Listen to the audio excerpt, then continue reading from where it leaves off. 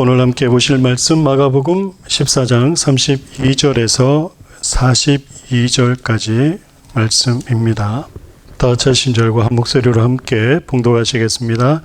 그들이 겟셋마네라 하는 곳에 이르매 예수께서 제자들에게 이르시되 내가 기도할 동안에 너희는 여기 앉아 있으라 하시고 베드로와 야고보와 요한을 데리고 가실새 심히 놀라시며 슬퍼하사 말씀하시되 내 마음이 심히 고민하여 죽게 되었으니 너희는 여기 머물러 깨어 있으라 하시고 조금 나아가사 땅에 엎드려 들 수 있는 대로 이때가 자기에게서 지나가기를 구하여 이르시되 아빠 아버지여 아버지께서는 모든 것이 가능하오니 이 잔을 내게서 옮기시옵소서.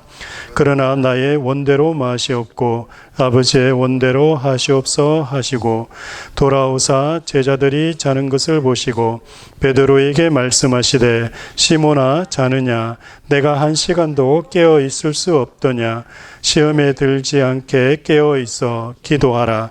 마음에는 원이로되 육신이 약하도다 하시고 다시 나아가 동일한 말씀으로 기도하시고 다시 오사 보신즉 그들이 자니 이는 그들의 눈이 심히 피곤함이라. 그들이 예수께 무엇으로 대할 줄 알지 못하더라. 세 번째 오사 그들에게 이르시되 이제는 자고 쉬라. 되었도다. 때가 왔도다. 보라 인자가 죄인의 손에 팔리느니라. 일어나라 함께 가자. 보라 나를 파는 자가 가까이 왔느니라. 아멘. 아멘. 지난주 말씀을 통해서 그리스도를 믿는 자들이 구원을 얻게 되는 방법인 믿음이 어떻게 생겨나게 되는지에 대해서 살펴보았습니다. 교회를 열심히 다니고 교회에서 직분을 받아 열심히 교회를 위해 섬기고 봉사하고 또 신앙생활 잘하면 자동적으로 우리에게 구원이 주어지는 믿음이 생기느냐라는 겁니다. 그리고 구원이 자동적으로 우리에게 주어지느냐라는 겁니다. 아니다라고 말씀을 드렸죠. 성경은 절대 그렇게 이야기하고 있지 않습니다. 신자의 구원은 믿음으로 이루어지는 것인데 그 믿음은 교회 다닌다고 해서 자동적으로 생겨나는 것이 그리스도의 말씀을 들음으로, 여기서 말하는 그리스도의 말씀이라는 것은 그리스도가 누구신지 그리스도에 대해서 말씀하는 그 말씀을 들음으로 발생된다라고 로마서 10장 17절에는 이야기하고 있습니다. 여러분 다 같이 로마서 10장 17절 말씀 우리 함께 찾아보겠습니다. 17절 말씀 우리 함께 읽겠습니다. 그러므로 믿음은 들음에서 나며 들음은 그리스도의 말씀으로 말미암았느니라. 구원 얻는 믿음, 신자들에게, 세상 사람들에게 영생을 가져다 주기 위해서 반드시 필요한 믿음, 이 믿음이 어떻게 생겨나느냐. 로마서 10장 17절에서는 바로 들음에서 나고 그 들음은 그리스도의 말씀으로 말미암는다라고 말합니다. 그렇기 때문에 그리스도가 누구신지에 대해서 듣지 않으면, 그분이 어떤 분이신지에 대해서 우리가 알지 못하면 우리에게는 영생을 주는, 영생을 누릴 수 있는 믿음이 생겨나지 않는다라는 것입니다. 우리가 예수가 그리스도심을 날마다 선포하고 말해야 되는 이유가 바로 여기에 있는 겁니다. 만약 우리가 예수가 그리스도이심을 선포하지 않고 또한 말하지 않는다면 그리스도교가 구원 종교가 되는 것이 아니라 자연 종교로 전락해 버리는 것입니다. 그러므로 교회와 목회자는 날마다 매번 기회를 얻든지 못 얻든지 예수 그리스도의 인격과 그분의 사역에 대해서 선포해야만 하는 겁니다. 그 이유는 우리에게 주어지는 영원한 생명은 예수가 누구신지를 정확한 내용으로 알 때 성령께서 신자들의 마음속에 믿음을 일으켜서 거듭남의 역사를 이루시기 때문입니다. 성령은 예수의 영이시자 예수께서 보내신 보혜사이심으로 예수를 증거하러 오신 분입니다. 그렇기 때문에 예수를 선포할 때만 구원의 역사가 일어나는 겁니다. 성령께서 우리를 거듭나게 하시는데, 성령께서 우리를 거듭나게 하실 때는 교회에 나와서 앉아 있는다고 해서 교회에서 열심으로 내가 뭔가를 함으로, 또한 섬김으로, 선행을 함으로 우리를 구원시키는 것이 아니라, 성령은 예수의 영이시기 때문에 예수가 어떤 분이신지를 선포할 때 그때 듣는 이도 하여금 그 마음속에 믿음의 역사를 일으키신다라는 겁니다. 이것만 알아도 그러면 우리가 늘 생각할 수 있는 것이 바로 교회에서 선포되어지는 말씀의 내용과 핵심은 항상 무엇이어야 하는지를 알 수가 있게 되는. 또한 우리가 믿는 믿음은 맹신이 아니라 알면서 비롯된 바른 믿음이어야 합니다. 우리가 그냥 알지 못하고 믿는다고 해서 그것이 진정한 구원을 가져다주는 믿음이 되느냐라는 겁니다. 여러분, 우리가 알지 못하고 무조건적으로 믿는 것은 그건 믿음이 아닙니다. 오히려 맹신이라고 합니다. 잘못된 믿음입니다. 그 잘못된 믿음이 우리에게 구원을 가져다 주지 않습니다. 어쩌면 여러분들은 교회 다니면서 이런 얘기들을 들어보신 적이 있을 겁니다. 믿겨지지 않아도 믿어야 돼. 그리고 믿다 보면 믿음이 생겨. 여러분, 그 말은 가짜입니다. 절대 믿음이 생기지 않습니다. 알지 못하는데 어떻게 믿어집니까? 믿음은 알미다라는 것을 알게 되실 텐데요. 사도 베드로 역시도 신자들의 믿음이 잘못 이해되는 것을 방지하고자 믿음을 알무로 표현했다라는 것을 알 수 있습니다. 성경 베드로 후서인데요. 베드로 후서 1장 말씀을 여러분 한번 찾아보시기 바랍니다. 제가 말씀드리고 싶은 게 뭐냐면, 그냥 무턱대고 무조건 믿는 게 진정한 믿음이냐라고 했을 때 그게 아니라는 거예요. 그러면 우리에게 구원을 가져다 주는 바른 믿음 뭐냐? 그 믿음은 알을 통해서 온다라는 거예요. 근데 그 알미 어떤 것이냐라는 것을 베드로 사도가 이야기하는데 베드로 후서에서 말씀하고 있다라는 겁니다. 여러분, 베드로 후서 1장 말씀을 한번 보시기 바랍니다. 1장 2절인데요. 우리 1장 2절 말씀 우리 함께 읽겠습니다. 하나님과 우리 주 예수를 알므로 은혜와 평강이 너희에게 더욱 많을지어다. 지금 뭐라 그럽니까?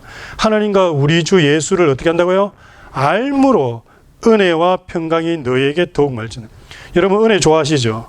은혜 받기를 원하시죠? 여러분 삶 속에 평강이 있으시길 원하시죠? 그 은혜와 평강을 주시는 분이 누구십니까? 예수 그리스도입니다.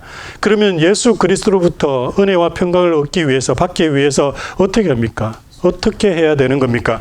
그분을 알아야 됩니다. 그분을 알 때에 그분으로부터 오는 은혜와 평강을 누릴 수가 있는 거예요.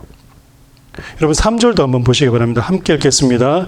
그의 신기한 능력으로 생명과 경건에 속한 모든 것을 우리에게 주셨으니 이는 자기의 영광과 덕으로서 우리를 부르신 이를 알므로 말미암음이라. 우리를 부르신 이 누굽니까? 예수 그리스도십니다. 예수께서 우리를 하나님의 백성으로 부르셨습니다. 그 분을 알므로 말미암는다라고 이야기를 하는 겁니다. 뿐만 아닙니다. 12절도 보시기 바랍니다. 12절 우리 함께 읽습니다. 그러므로 너희가 이것을 알고 이미 있는 진리에 서 있으나 내가 항상 너희에게 생각나게 하려 하노라. 지금 베드로 사도가 교인들에게, 신자들에게, 성도들에게 이야기합니다.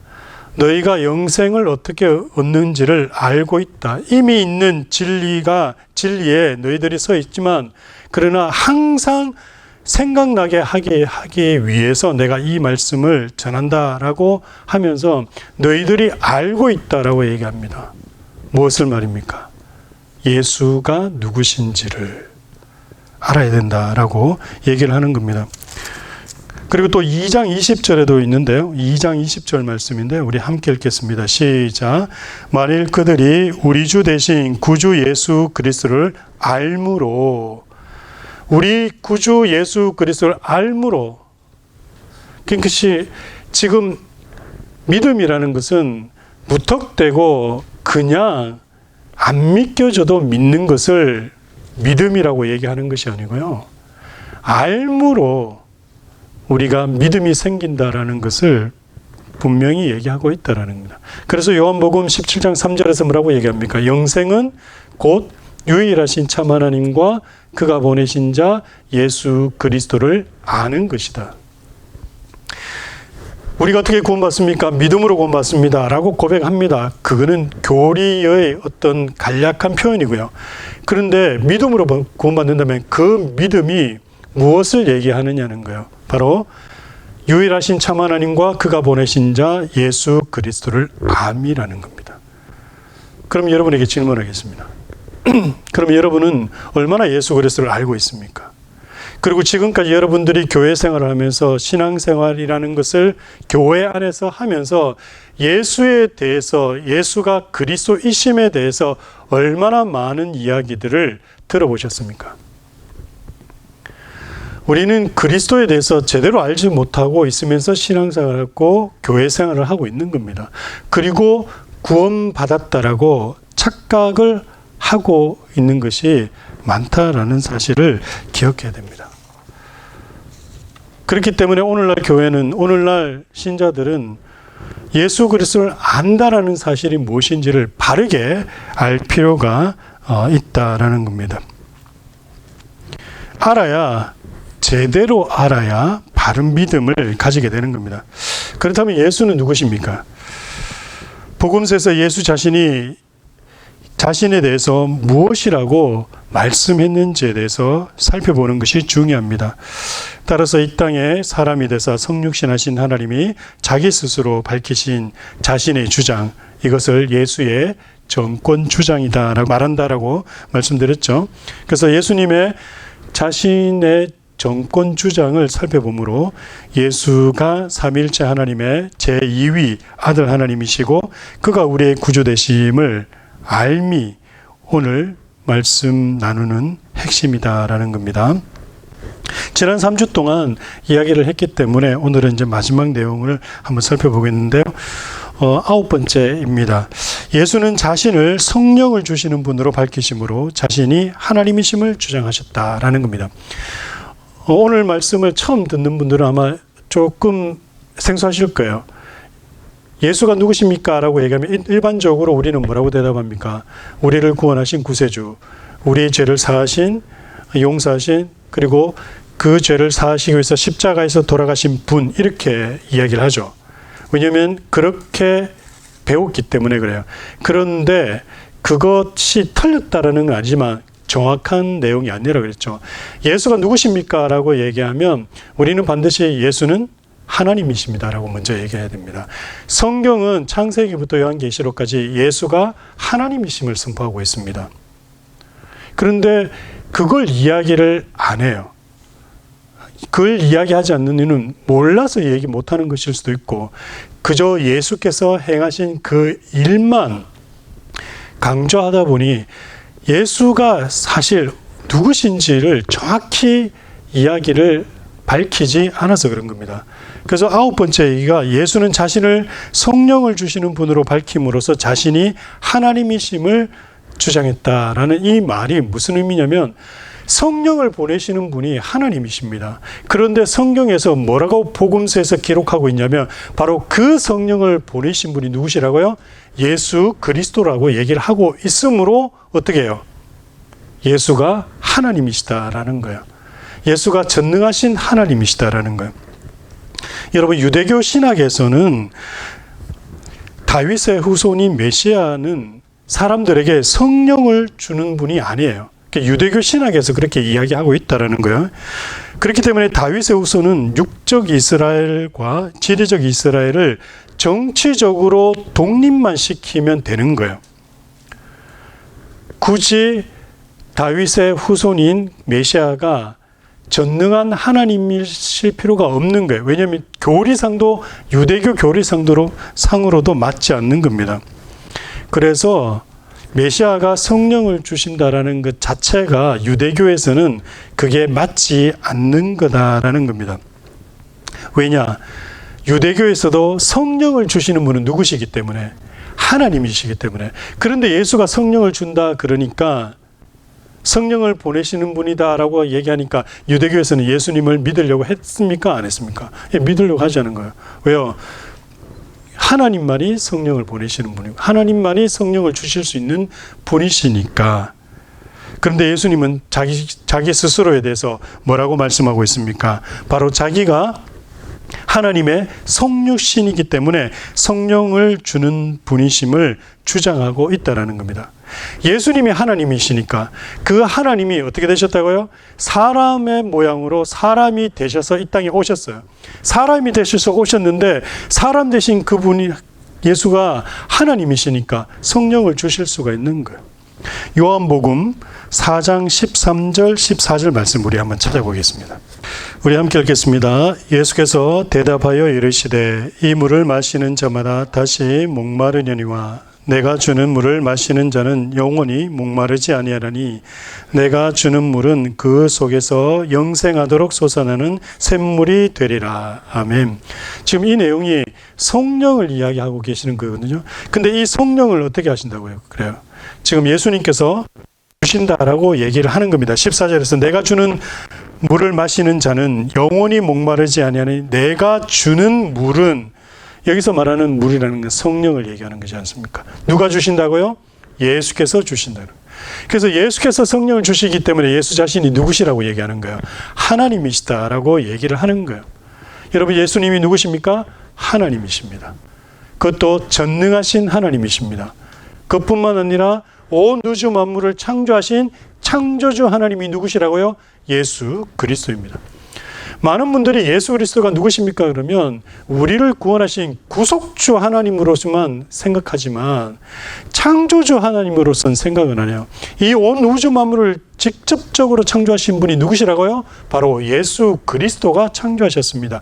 사람도 인간도 아담도 누가 창조하셨다고요? 예수 그리스도께서 창조하셨습니다. 그분이 창조주 하나님이십니다. 그리고 그 창조주 하나님이 타락한 인간을 향해서 다시 하나님 백성으로 회복시키시고자 구속주 하나님이 되십니다. 그렇기 때문에 우리가 예수님이 누구십니까? 라고 얘기하면 먼저 하나님이십니다. 라는 것을 기억을 해야 되는 겁니다. 예수 그리스도가 성령으로 세례 주는 자임을 제일 먼저 알고 증거한 이가 바로 세례 요한입니다. 성령으로 세례 주는 이는 다윗의 후손인 메시아로서가 아니라 하나님의 아들이기 때문에 성령으로 세례를 주심을 요한은 잘 알고 있었습니다. 요한의 증거대로 예수는 자기가 성령으로 세례 주는 자임을 반복적으로 나타내었습니다. 그러니까 그 세례 요한이 예수가 바로 성령으로 세례 주는 자임을 여러 번 증거했다라는 것. 또 성령을 보내실 것을 반복적으로 예수님께서 약속하시고 부활 후에 성령을 받으라고 제자들에게까지 이야기하시면서 직접적으로 성령을 보내시는 분이심을 말씀하셨습니다. 그래서 예수님의 정권주장이라는 것은 예수님이 본인이 하나님 되심을 밝히신 것. 그 9번째가 예수님께서 성령을 보내시는 분이시기 때문에 많은 분들이 그래요. 그 성령을 간절히 사모하고 성령을 받고 싶다라고 얘기해요. 근데 사실은 그 말 자체도 틀린 거잖아요. 성령은 예수를 구세주로 고백하는 순간 우리에게 임하십니다. 받고 싶다 이거 받는 게 아니에요. 믿음으로 거듭나면 그냥 자동적으로 내주를 하십니다. 하지만 우리가 조금 더 표현을 하자면 성령을 받고자, 성령을 구하고자 하면 어떻게 해야 되는 겁니까? 성령을 보내시는 자, 그분께 나아가야 되는 겁니다. 그래서 누구에게 나아가야 된다고요? 예수 그리스도께 나아가야 되는 겁니다. 예수 그리스도를 찾아야 됩니다. 그분이 성령을 보내시는 분이시기 때문에 그런 거예요. 10번째입니다. 또 예수님의 정권 주장 10번째, 자신을 이스라엘의 구주로 밝히셨다라는 내용입니다. 이게 무슨 내용이냐면 예수 그리스도는 자신이 이스라엘의 구주임을 밝히기 위해서 마태복음 23장 37절에서 39절에 이렇게 이야기합니다. 내가 내 자녀를 모으려 한 일이 몇 번이냐. 그러나 너희가 원치 아니하였도다라고 말씀하시면서 탄식합니다. 이 탄식은 바리새인들과 서기관들을 크게 책망하시고 난 다음에 이루어졌어요. 이 말은 뭐냐면 이스라엘의 종교 지도자들이 가르치는 율법 준수에 구원이 있는 것이 아니라 이스라엘의 구주를 믿음으로 구원받는다라는 사실을 선포하신 거예요. 내가 너희들을 모으려고 한 일이 몇 번이나 있었느냐라고 했을 때 그 너희들이 누굽니까? 바로 이스라엘의 종교 지도자, 바리새인들과 서기관들과 율법학자들과 그리고 제사장들입니다. 그들을 모았다라는 거. 왜 모으셨습니까? 참된 구원은 율법을 지킴으로 613개의 율법을 지킴으로 우리에게 구원이 주어지는 것이 아니라 구원을 주시는 바로 본인 예수 그리스도께 나아와야지만 구원받을 수 있다라는 것을 말씀하셨다라는. 그런데 그들이 안 왔다라는 거예요. 나에게 안 왔다라는 거예요. 나에게 와야 되는데 나에게 와야지만 구원을 받을 수가 있는데 그렇게 표현하심으로 자신이 누구라는 거예요? 구주라는 거예요. 구주. 그걸 표현하심으로 그렇게 보여주시고 증가하심으로 본인이 생명을 주시는 구주시다라는 것을 증명하신 거예요. 예수님 누구시라고요? 바로 구주십니다. 구세주가 되신다라는 겁니다. 마지막으로 11번째입니다. 자신을 하나님의 아들로 지명하심으로 바로 하나님 자신임을 나타내셨다라는 겁니다. 이게 무슨 의미냐? 예수는 자신이 단순히 이스라엘의 메시아가 아니라 하나님의 성육신으로서 메시아임을 주장하고 밝히기 위해 자기를 하나님의 아들로 부르고 제시하셨습니다. 그러므로 그리스도는 하나님이 자신의 친아버지이므로 그를 아빠라 불렀다라는 겁니다. 오늘 우리가 읽었던 본문 마가복음 14장 36절에서 지금 뭐라고 예수님이 하나님께 기도합니까? 아빠 아버지다라고 얘기합니다. 아빠 아버지라고 부르심으로 예수님께서 누구의 아들이 되심을 증거하셨다는 겁니까? 바로 하나님 아들임을 이야기하셨다는 겁니다. 즉 예수님은 하나님을 내 아버지라고 말씀하셨다는 거예요. 마태복음 10장 32절과 33절을 보면 예수님께서 말씀하십니다. 여러분 다 같이 한번 찾아볼까요? 마태복음 10장 말씀인데요. 한번 찾겠습니다. 마태복음 10장 32절에서 33절입니다. 우리 함께 읽겠습니다. 시작. 누구든지 사람 앞에서 나를 시인하면 나도 하늘에 계신 내 아버지 앞에서 그를 시인할 것이요. 누구든지 사람 앞에서 나를 부인하면 나도 하늘에 계신 내 아버지 앞에서 그를 부인하리라. 아멘. 지금 예수님께서 뭐라고 얘기하고 계신 거예요? 하나님을 내 아버지다라고 직접적으로 말씀하심으로 예수님께서 하나님의 아들이심을 증거하고 계신다라는 거예요. 예수님이 누구시냐라고 했을 때 예수님은 하나님이시다.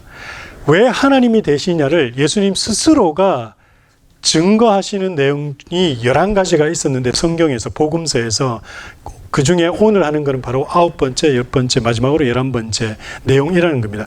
이런 예수님 자신의 스스로의 증거를 통해서 예수가 하나님이심을 증거하고 있다라는 얘기입니다. 마지막으로 예수님 자신이 하나님의 아들이시다라고 증거하심으로 그것이 왜 그러면 예수님이 하나님이다라는 증거가 되는 거냐고요. 고대 사회에서 누구의 아들이라는 것은 그 누구와 동격을 의미하는 거예요. 이 말은 결국 예수님이 하나님의 아들이라고 하면 예수님이 누가 되는 거죠? 하나님이 되는 거예요. 고대 사회의 워딩이에요, 그게. 고대 사회에서 내가 누구의 아들이야 라고 얘기하면 뭐가 된다고요? 예, 그와 동격이 되는 거예요.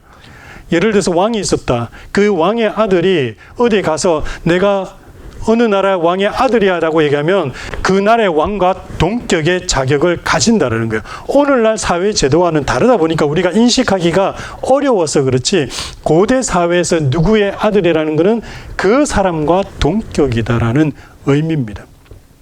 벤허라는 영화 보셨죠? 그 벤허가 무슨 의미냐면 벤이 히브리 말로 아람어로 아들이에요. 그러니까 벤허니까 그럼 뭐가 되는 거예요? 허시의 아들이에요. 맞아요, 진짜. 벤허기 때문에 허시야 돼. 그게 영화 벤허가 그게 허시의 아들이에요. 그 주인공이 나중에 누구의 양자로 들어가잖아요. 그 양자가 될 때 그 양 아버지가 그 라스네임이 허예요, 허. 그래서 벤허예요. 그 벤허가 그 벤허에 보면 그 주인공이 양자가 될 때 그 어떤 장군을 살려줘 가지고 원래는 노예였다가 배가 파손되고 그 전쟁이 졌다라고 생각하고 자결하려고 하는 걸 그 벤허가 살려주잖아요. 말려가 살려가지고 나중에 알고 보니까 전쟁이 승리한 거예요. 그래서 이 사람이 그 전쟁 승리에 1등 공신이 돼요. 그래서 로마 형제로부터 막 상도 받고 해가지고 높은 지위가 올라가요. 그래서 자기를 그때 살려줬던 그 노예를 자기 아들로 삼아요. 그때 삼을 때, 양자로 삼을 때 어떻게 합니까? 본인이 끼고 있던 그 아버지의 그 반지를 그 아들에게 주잖아요. 그리고 양자가 되는 순간 그 노예 신분이 바로 아들 신분 되면서 그 아들은 아버지와 동격이 돼버리는 거예요. 그런 걸 얘기하는 거예요. 그런 걸. 그래서 예수님께서 자신을 하나님의 아들이다라고 주장을 할 때 많은 사람들은 그게 무슨 의미인지를 알고 있었다라는 거예요. 그런데 조금 다른 게 하나 있습니다. 반면 제자들에게는 예수님께서 뭐라고 말씀하시냐면 우리 아버지라고 불러서 기도하도록 가르치셨다는 거예요. 예수님은 자신이 하나님을 내 아버지라고 했지만은 우리들에게는 뭐라고 얘기하십니까? 우리 아버지다라고 말씀을 하시는 거예요. 아버지는 예수와 제자들이 공통적으로 부를 수 있었지만 부를 수 있는 자격들 간에는 엄격한 한계를 설정하셨다는 겁니다. 아들과 아버지의 독특한 관계를 표현하기 위해서 예수 그리스도는 하나님을 아빠라고 불렀습니다. 예수는 이 독특한 관계를 자기에게만 국한하셨습니다. 그의 정권 주장에서 그는 하나님과 유일한 관계에 선다고 설명하셨는데 이 관계가 바로 아들로만 표현이 되는 겁니다. 즉 자신을 하나님 편에 세웠고 하나님과 독생하신 아들 간의 독특하고 또 기술하기 어려운 일치가 성립된다라는 것을 말씀으로 말씀하셨다는 겁니다. 예수는 자기를 유일신에 포함을 시킨 겁니다. 바로 하나님의 아들이심을 이야기하심으로 자신도 유일한 하나님 속에 포함되게끔 그렇게 하셨다는 겁니다. 그래서 신성모독으로 예수님이 바리새인들과 종교 지도자들에게 그렇게 그 신성모독죄로 십자가에 못 박히게 되신 겁니다. 독생하신 아들은 이미 예수 그리스도의 하나님관에서 포함되어 있습니다. 곧 아들이 하나님 편에 속하고 하나님이시다라는 것을 말씀하고 있는 겁니다.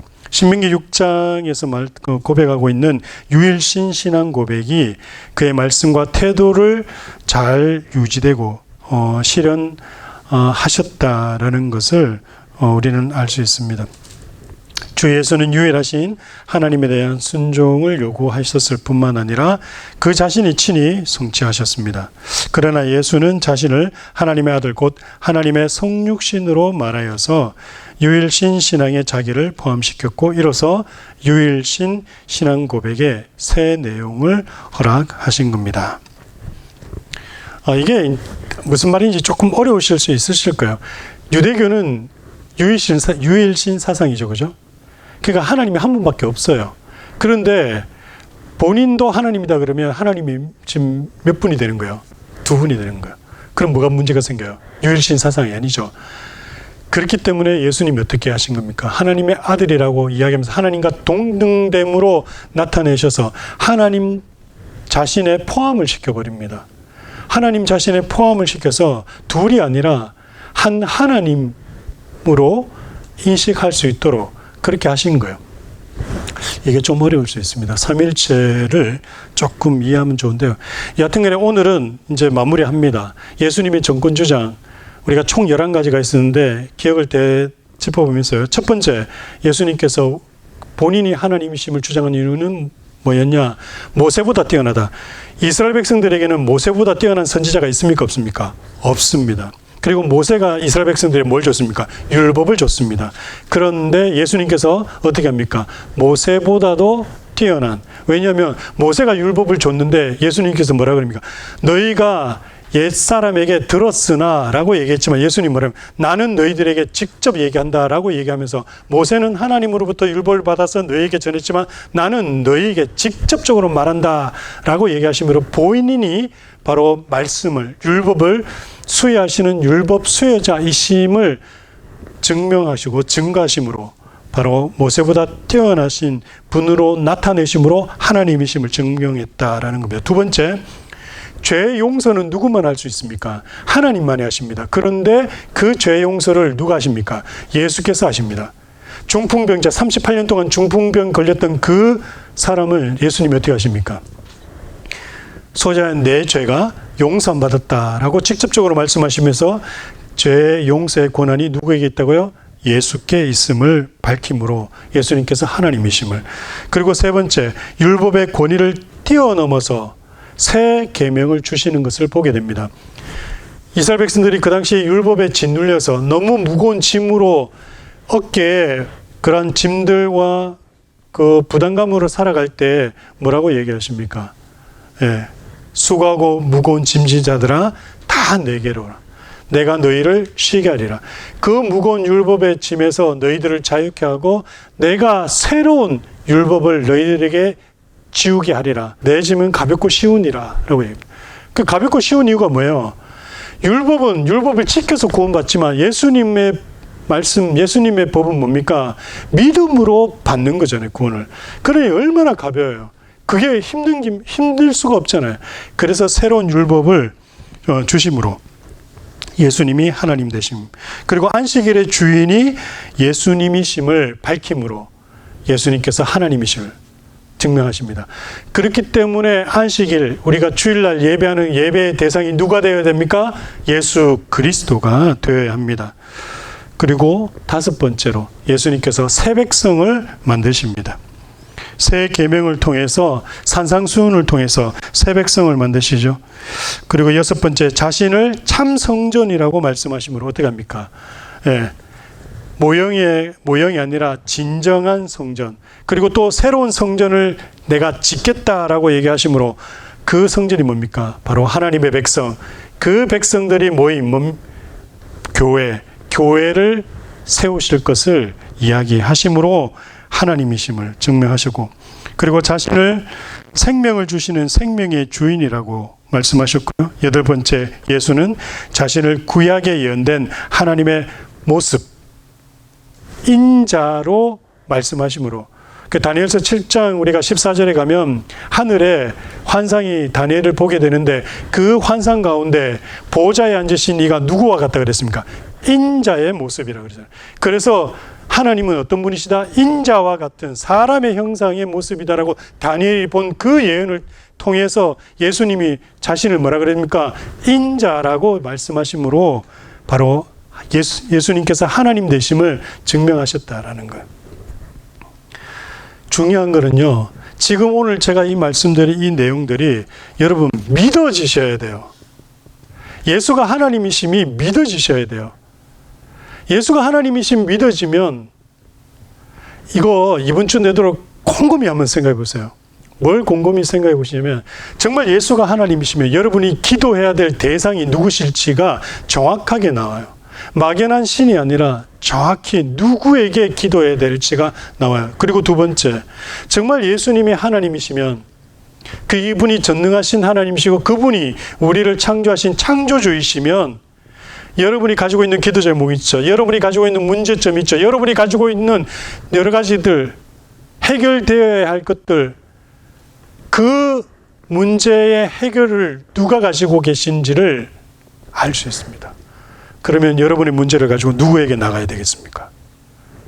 예수 그리스도께 나가야 됩니다. 딴 데로 나가는 게 아니에요. 그분께 나아가는 거예요. 그분께 나아가면 그분에게 문제 해결이 있는 겁니다. 누구에게요?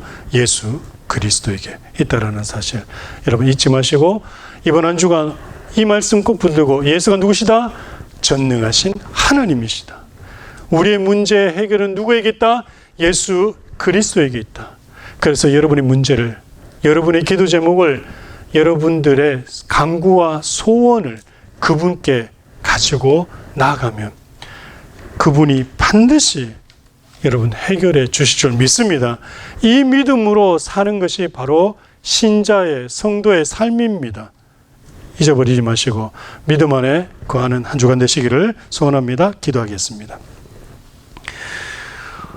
예수님의 정권 주장 3주에 걸쳐서 마무리가 되었습니다. 주님, 예수님이 누구신지를 선포하였습니다. 듣는 자의 귀를 열어주시고 마음을 열어주셔서 예수가 누구신지 그 마음속에 믿음의 싹이 솟아나게 하시고 자라게 하시고 예수 그리스도만 저희들이 바라보고 영원하신 그리고 전능하신 주께 우리의 모든 문제를 내어 맡길 수 있도록 인도해 주옵소서. 모든 것 감사드리오며 예수님의 이름으로 기도드립니다. 아멘.